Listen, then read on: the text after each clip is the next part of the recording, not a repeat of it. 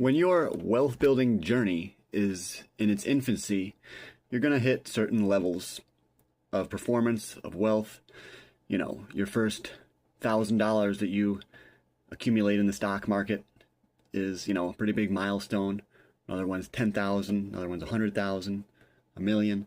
You're going to hit these different levels, guaranteed, if you're focused on success. But along the way, you will be tempted to do many things, such as you could sell out of all of your stocks and buy a house. You could get up to, let's say, $40,000 and say, all right, now I want to buy a $40,000 Toyota Tacoma or 4Runner, which is even better. So you're going to be having to deal with these thoughts in your head. Should I sell my stocks now, and get a car, get a house, go on a vacation? And you have to ask yourself, what is more important, for you to buy that house now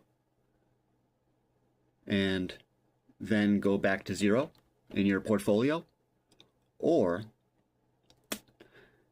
become a millionaire and then take 10% of your $1 million and then buy a house. All right?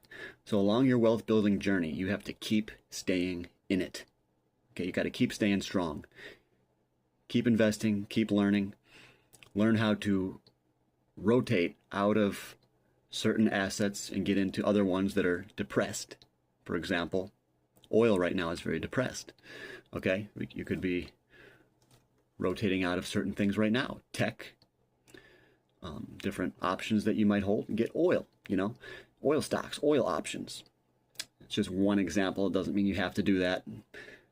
Just my opinion is that oil could go higher. So that's one thing. You got to keep rotating the money, keep it growing. Okay, don't be tempted to sell out, and buy nice, fancy, expensive things. This is going to be the biggest challenge. You'll say, "Oh, so quickly I made $50,000. Maybe I want to spend that." You got to calm those urges.